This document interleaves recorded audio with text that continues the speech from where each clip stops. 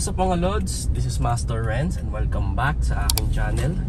So for today's video, tayo pupunta sa kilalang bahay dito sa Lipa, ang Lipa Arandilla, na kung saan doon naganap ang isang karumal-dumal na krimen ng 1994 na kung saan pinagpapatay ang mag-iinang Arandilla. So sa video nito pupuntahan natin bahay kasi gusto ko siya makita ng in person, sa personal. So tara, let's go sa go.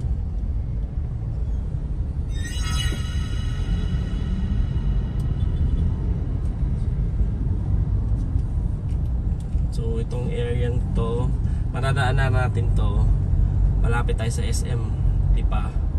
Mapupuntahan natin siya. So ulitin ko, itong area to dinadaan na binabaybay natin. Dito yung malapit sa Lipa. And pasensya na hindi ako makatingin sa camera kasi focus ako dito sa pagdadrive. Bali may naman akong cameraman na tumutulong sa akin. Sorry, dapat to ikaway ko. Tapos ang kwento kasi nga dito, pinagpapatay daw silang mag-iina. Kung pagbabasehan ko na yung movie na hindi pinautang, hindi na pautang yung suspect. Ayun, ang nagalit. Tapos ang ano pa nga parang nakagamit ng ipinagbabawal na gamot. Yun, doon niya ginawa yung krimen. Naiisip ko nga minsan yung what if kung hindi nangyari yung krimen na yun, ano sana yung buhay nila ng Mrs. Andrea. Diba ang natatanda ko sa movie din, uling kontrata niya, hindi na siya after nung pag-a-abroad ni Mr. Arandilla, hindi na daw siya. Ito sa movie lang pagbabase sa napanood ko, hindi na siya uli aalis. Kumbaga mag-i-spend na niya yung time niya sa family niya, lalo na sa mga anak niya. Tapos siguro iniisip ko na baka magbi-business na lang siya. Siyempre may mga naipundar na siyang negosyo, may mga ayun pa, ipundar siya pang negosyo na lang. So ito, dito na tayo. Pasukin natin tong area na to, Arandilla Subdivision.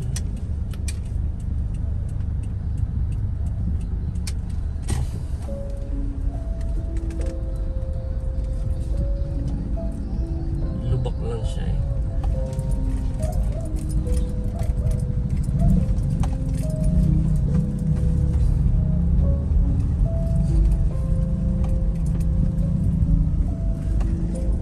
Grabe oh. Grabe, dami na matataas sa bahay dito. Siguro iniisip ko nung time na to, siguro hindi pa to ganito ka-develop. Ewan ko lang, hindi ako sure, hindi ako 100% sure. Kasi kung pagbabasihan ko din sa movie, mostly nakikita ko sa environment, talahiban lang, damuhan lang. So ito, maganda ng mga bahay. May mga, ayun, develop na siya.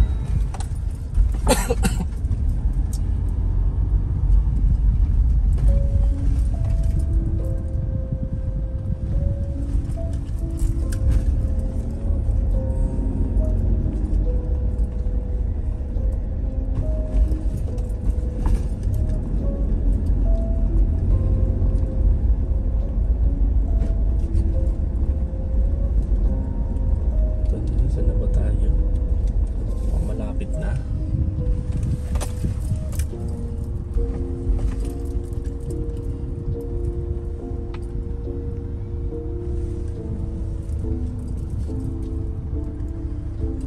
Lang tayo saglit dahil may nakapark pa sa sasakyan na antay yung sundo sa eskwelahan. Bale dito natatanaw ko na yung bahay niya mismo eh. Yung taas na part ng bahay. Ang naalala ko, napanood ko lang to sa movie. Ang pinagbidaan nito si Vilma Santos, Joel Torre, John Regala, Angelica Panganiban. Hindi ko lang kilala yung isang bata na gumanap na anak ni na Mr. and Mrs. Andrea. So i-comment nyo na lang kung sino yung batang yun, kasi hindi ako, nalimutan ko yung pangalan niya eh. So ito na tayo.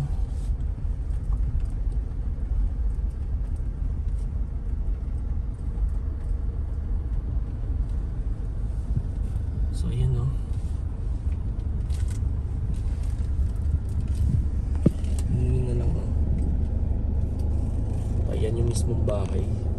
Hindi na ako bababa. Papakuha na ako ng video itong area to. Yan.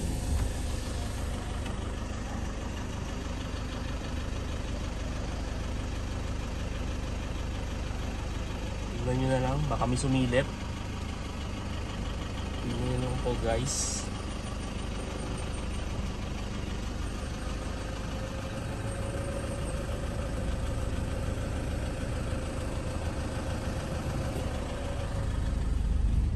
So tahan na. Let's go sa go na. So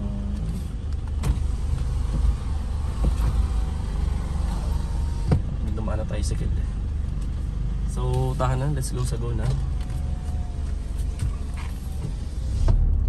So bale ang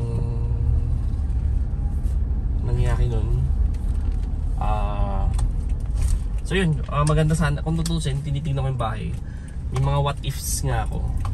What if hindi nangyari ngayong krimen? Anong buhay na meron silang mag-asawa, magpamilya? Yung mga anak niya for sure nakamit yung pangarap nila sa buhay nila. Baka may mga sariling excuse me, asawa at mga anak na sa yung bawat yung dalawang anak nila na babae. Tapos siyempre sila Mrs. Ahandia, happy retirement na for sure. Kasi naitaguyod nilang pamilya niya. Lalo na kay Mr. Ahandia kasi hindi biro ang pag-abroad, ang pag-iibang bansa. Laking sakripisyo niyan. Kaya yung pinanood ko yung movie, nung kahit kay Joel Torre na lang din, makakamdaman mo doon yung nakamdaman ni Mr. Ahandia eh. Isipin mo, nagpapakahihap ka, nagkukumahog ka, maitaguyod mo yung pamilya mo, na yung pamilyang binuo mo, and then all of a sudden, dahil lang sa isang krimen, naglaho lahat ang pangarap mong yun. Diba? Kay Mr. Ahandia, kung nanonood ka, sorry kung late na, pero nakikiramay po ako. Kasi yung mangyari po yun, baby pa po ako eh. Sanggol pa lang ako. Tapos nung napanood, first time kong nakinig yung kwento na yan, nung napanood ko nga ulit, napanood ko kay Vilma Santos. In-interview ko yung magulang ko, lalo-lalo yung mama ko, about sa kwentong yan. Siyempre may mga ano sila, may mga lapses for me. Hindi ko na sasabing, kasi hindi man nila alam totally yung kwento na yun, 100%. May mga sabi, ang pangalan doon nung pumatay. Base din sa lumabas sa balita, ang pangalan ang yun na nakukulong daw siya.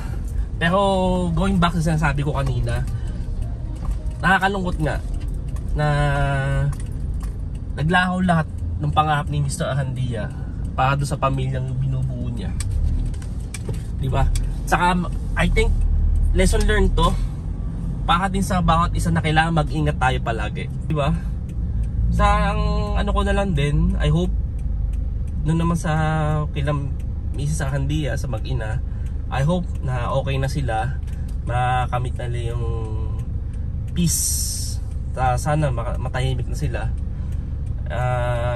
Kay Mr. Ahandia, masakit pa rin yan for you. Saan nangyari? Excuse me. Pero isipin mo na lang din na masaya na sila kung nasan sila ngayon kasi kasama na sila ng Panginoon Diyos, diba? So yun lang sa ngayon guys, pinuntahan ko lang talaga yung bahay na yun kasi matagal ko na siyang gustong puntahan. Yun, thank you so much. Sana kung gusto nyo na mga ganitong video, gusto nyo maging update sa aking mga video, just click subscribe and the bell button para lagi kayong update sa aking mga video. Okay? Thank you so much. See you in my next video and mag-iingat po kayo palagi.